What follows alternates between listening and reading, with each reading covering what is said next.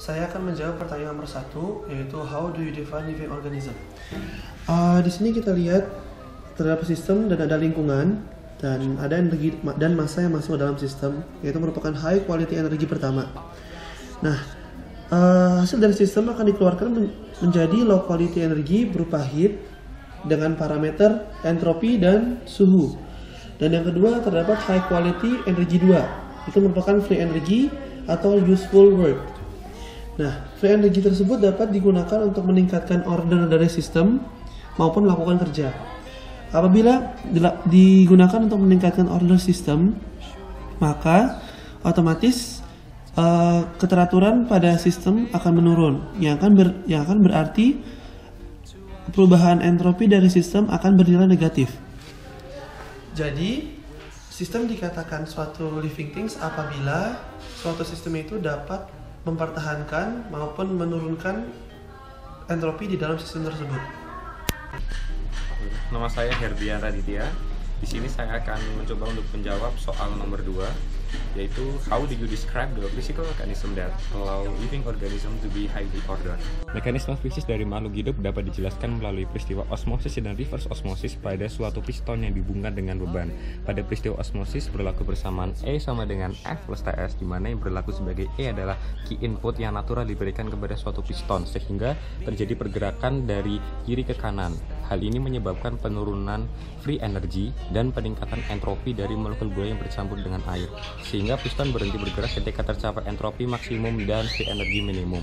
Sebaliknya, pada reverse osmosis terjadi pergerakan dari kanan ke kiri disebabkan adanya energi dari luar yang ditambahkan, yaitu W input dari beban, sehingga pada persamaan berikut terjadi peningkatan free energy dan penurunan free energy, sehingga keorderannya meningkat, yaitu dari molekul gula akan termampatkan dan terjadi pelepasan kalor. Hal ini dapat disimpulkan bahwa pemberian suatu energi dari luar dapat meningkatkan keorderan dari sistem.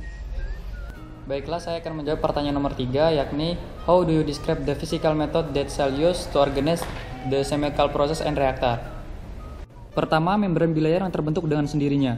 Membran bilayer terbentuk dari fosfolipid, kepala yang terbentuk dari fosfat, dan ekor yang terbentuk dari asam lemak. Nah, di sini pada prosesnya terdapat 2 fosfolipid yang terdapat di air. Ekor sangat takut dengan air, sehingga pada akhirnya ekor pasti akan menjauhi air dan kepala selalu mendekati dengan air, dan terbentuklah membran bilayer. Kapan self assembly itu terjadi? Yakni ketika ada 2 fosfolipid yang terletak sangat jauh, dibantu dengan peranan thermal motion, sehingga apabila kedua fosfolipid berada cukup dekat, akhirnya secara spontan menyatu dan membentuk membran bilayer. Yang kedua adalah transport aktif. Yang berperan dalam transport aktif yakni kinesin yang berlaku sebagai motor dan mikrotubula yang berperan sebagai jalurnya. Lalu cara kerja kinesin adalah kinesin mempunyai lengan yang berfungsi untuk memegang loadnya dan 2 kaki yang berfungsi untuk berjalan menuju destinasi akhirnya. Mula-mula ATP terletak sangat jauh dari kaki. Kinesin tidak bisa mendekati ATP, begitupun sebaliknya.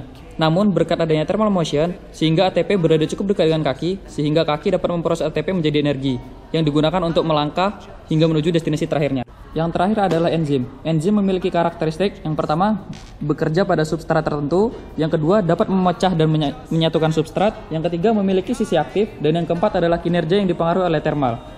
Yang dapat masuk ke dalam enzim adalah hanya substrat yang sangat spesifik yang dapat diproses. Kita ambil satu contoh, enzim yang mencoba untuk memecahkan substrat. Tujuan dari memecahkan substrat adalah untuk menurunkan energi aktivasinya yang semula sangat tinggi menjadi sangat rendah, seperti yang ditunjukkan pada garis berwarna hijau. Next, the number 4, how do you define the most important physical difference between the nanowatts and the macrowatts? Physical idea yang terdapat di dalam buku Biofisika karya Nelson juga menjelaskan tentang thermal yang akan mempengaruhi perbedaan antara dunia nano dan makro. Nah, kita dapat melihat bahwa gerak thermal acak yang akan mempengaruhi di dunia molekul atau dunia nano. Jelasnya, kita dapat mengangkat suatu kasus di mana terdapat molekul gas yang ada di dalam box. Molekul gas tersebut bergerak ke arah sumbu X hingga membentur ke arah dinding box dan membalikannya lagi ke arah yang sama. Kemudian terus akan membentur ke arah yang berlawanan dan balik lagi ke tempat awal.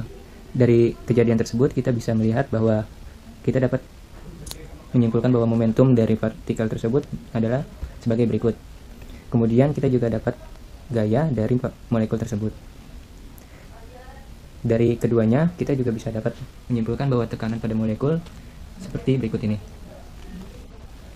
Dari tekanan molekul tersebut, kita dapat menghubungkan dengan persamaan gas ideal, di mana massa dari molekul dengan dikalikan kecepatan rata-rata pada molekul tersebut sama dengan energi termal yang ada pada persamaan gas ideal.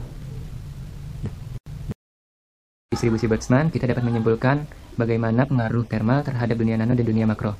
Dengan persamaan berikut, di mana P stats merupakan kemungkinan pengaruh energi termal terhadap suatu molekul. Bisa kita lihat gambar grafik tersebut. Ketika molekul tersebut memiliki energi yang rendah, maka probabilitas pengaruh termal terhadap molekul itu akan sangat tinggi.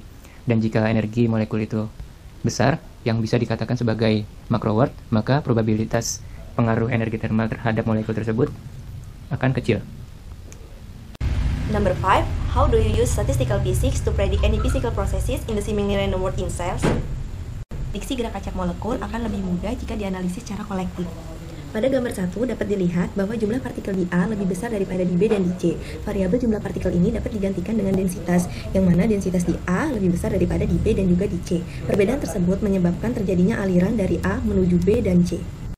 Pada gambar 2 ini menunjukkan perubahan densitas atau jumlah partikel akibat adanya flux, di mana densitas di A mengalami penurunan dari sebelumnya, sedangkan densitas di B dan di C mengalami kenaikan. Ini merepresentasikan gambar 1 dan juga gambar 2. Secara matematis, penurunan densitas dapat dituliskan dengan dc per dt kurang dari 0, sedangkan kenaikan densitas dapat dituliskan dengan dc per dt lebih besar daripada 0. Ada kondisi di mana dc per dt sama dengan 0, hal tersebut terjadi ketika aliran yang masuk sama dengan aliran yang keluar. Dari sini dapat ditarik kesimpulan bahwa dengan adanya difusi yang terjadi akibat perbedaan densitas, maka gerak acak molekul dapat diprediksi secara efektif.